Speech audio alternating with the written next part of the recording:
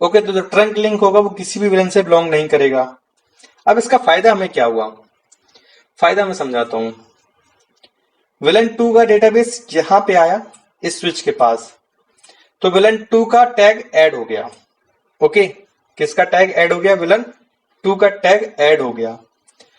अब ये जो लिंक है वो किसी भी विलन से बिलोंग नहीं करती है, तो विलन 2 का डेटाबेस इस लिंक पे जा सकता है, जा सकते हैं ना।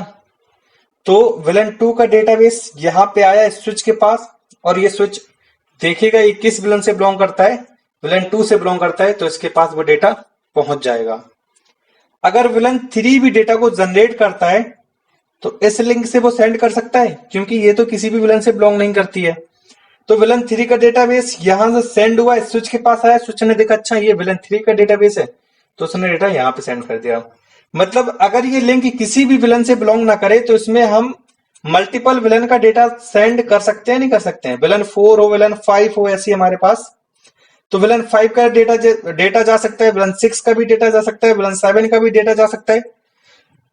मतलब हम ट्रंक लिंक को क्यों यूज करते हैं, जब हमें मल्टीपल विलन का डेटा सेंड करना हो ना अक्रॉस द लिंक, तो हम क्या करते हैं, फिर उस लिंक को ट्रंक लिंक बना देते हैं, जो लिंक हमारी स्विच टू स्विच कनेक्ट हुई हो। ओके, और ये लिंक हमारी क्या रहेगी हमेशा, एक्सेस लिंक। ये पोर्ट हमारा हमेशा क्या रहेगा, एक्सेस पोर्ट, और ये पोर्ट हमारा कौन सा रहेगा, हमेशा ट्रंक पोर्ट, क्योंकि यहां पे हमें मल्टीपल विलन का डेटा सेंड करना है इस लिंक पे। तो इस लिंक को हम किसी भी विलन में बिलोंग नहीं कराएंगे, है ना, क्योंकि यहाँ पे हमें सिर्फ विलन 2 का डेटाबेस सेंड नहीं करना है। अगर एक विलन की यहाँ पे बात होती तो हम इस लिंक को ट्रंक लिंक नहीं बनाते, क्योंकि वहां पे सिर्फ एक ही विलन का डेटाबेस जाना है हमारा। बट यहाँ पे क्या है, हमें मल्टीपल विलन को कम्युनिकेट कराना है एक स्विच से दूसरे स्विच पे, तो हमें इस लिंक की रिक्वायरमेंट पड़ेगी, किसकी, ट्रंक लिंक की। अब देखो यहाँ पे क्या है, हमने इस लिंक को ट्रंक लिंक तो बना दिया, बट ये लिंक जो है वो दो प्रोटोकॉल को यूज करता है, 4 carry villain tag database, 4 carry villain tag database. जैसे कि हमारे पास कोई डेटा यहां से आया, उसमें विलन 2 का टैग लगा है, लेकिन वो विलन 2 का टैग इस लिंक से इस लिंक तक लेके भी तो जाएगा ना। सेम यहाँ पे विलन 3 का डेटाबेस यहाँ पे आया, तो विलन 3 का टैग वाला डेटाबेस यहां से इस एंड तक लेके जाएगा। उसके लिए हम प्रोटोकॉल को यूज करते हैं ट्रंक लिंक पे। कौन से प्रोटोकॉल यूज होते हैं, ISL जो सिस्को का है, और एक और होता है IEEE 802.1Q, या हम .1Q भी इसको बोल सकते हैं शॉर्ट फॉर्म में। क्या बोल सकते हैं, .1Q, ऐसे भी आपको देखने को मिल जाएगा। तो ये दो प्रोटोकॉल हम यूज करते हैं for carry villain tag database on trunk link. किस लिंक पर, ट्रंक लिंक पर। एक्सेस लिंक पे हम कोई भी प्रोटोकॉल को यूज नहीं करते हैं, बट ट्रंक लिंक पे हम दो प्रोटोकॉल यूज करते हैं, ISL और .1Q। ISL ये सिस्को का प्रोप्राइटरी है, और जो .1Q है ये ओपन स्टैंडर्ड है। प्रोप्राइटरी का मतलब होता है ISL सिर्फ और सिर्फ आपका सिस्को के स्विच पे ही चलेगा। ISL जो प्रोटोकॉल है या जो एनकैप्सुलेशन है वो आपका कहां पे चलेगा, सिर्फ सिस्को के स्विच पे। .1Q जो है वो आपका ओपन स्टैंडर्ड है, मतलब सिस्को भी यूज कर सकता है, जुनिपर भी यूज कर सकता है, मल्टीकॉम भी यूज कर सकता है, D-Link भी कर सकता है, मल्टीपल वेंडर इसको यूज कर सकते हैं। .1Q को बाय डिफॉल्ट, एक बात बताऊं, बाय डिफॉल्ट सिस्को भी इसको ही यूज करता है, किसको, .1Q को। क्यों, क्योंकि ये .1Q जो है वो बेस्ट है कंपेयर टू ISL के इंटर स्विच लिंक। ओके, सो इनको हम प्रोटोकॉल भी बोल सकते हैं, इनको हम एनकैप्सुलेशन भी बोल सकते हैं। तो आगे हम डिस्कस करेंगे कि क्यों बेस्ट है हमारा .1Q। इसको हम एनकैप्सुलेशन भी बोल सकते हैं। एनकैप्सुलेशन का मतलब होता है किसी से कवर करना ना, एक चीज को कवर करना ऊपर से। जैसे कि हमारे पास ये बॉक्स है, इस बॉक्स के ऊपर हमने कोई फाइल या किसी चीज से कवर कर दिया तो उसको हम बोलेंगे एनकैप्सुलेशन। सो यहाँ पे क्या होता है, डेटा एनकैप्सुलेट हो जाता है इन प्रोटोकॉल से, या तो आईएसएल से या डॉट वन क्यू से, जो आप प्रोटोकॉल यूज कर रहे हो। बाय डिफॉल्ट आपका डॉट वन क्यू ही यूज होता है। ओके, सो अब आते हैं थ्योरी पे। अब देखो आपको सारी चीजें क्लियर हो चुकी होगी कि हम एक्सेस पोर्ट या एक्सेस लिंक कहां पे यूज करते हैं, और ट्रंक पोर्ट या ट्रंक लिंक हम कहां पे यूज करते हैं, और हमें क्यों यूज करना पड़ा।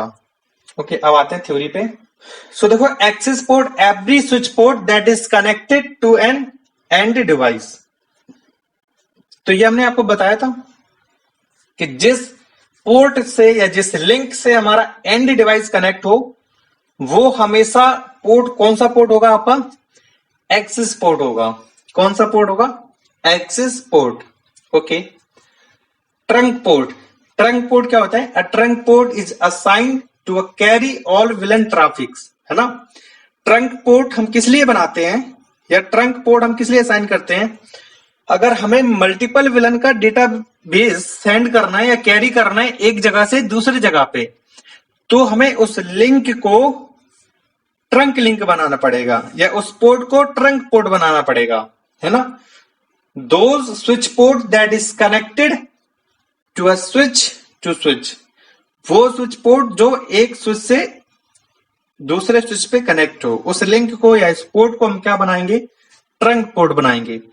तो ट्रंकिंग करने के लिए हमारे पास देखो यहां पे लिखा भी है, I need more than one VLAN to across a link. Trunk link या ट्रंकिंग हम कब करते हैं, एक या एक से ज्यादा विलन के डेटाबेस को पास आउट करना हो एक स्विच पे दूसरे स्विच पे, तो हमें उस लिंक को ट्रंक लिंक करना पड़ेगा या ट्रंकिंग करना पड़ेगा। So done by using encapsulation, encapsulation भी बोल सकते हैं या विलन टैग प्रोटोकॉल भी बोल सकते हैं। तो हमारे पास दो टाइप के प्रोटोकॉल होते हैं, IEEE 802.1q और ISL इंटर स्विच लिंक।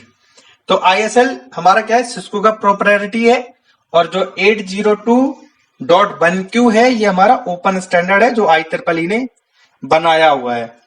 अब देखो जो हमारा .1q है वो बेस्ट क्यों है, क्योंकि यहाँ पे सिर्फ और सिर्फ आपकी 4 बाइट्स की इंफॉर्मेशन ऐड होती है, और जो ISL है वो कितने बाइट्स की इंफॉर्मेशन को ऐड करता है, 30 बाइट्स की इंफॉर्मेशन को ऐड करता है।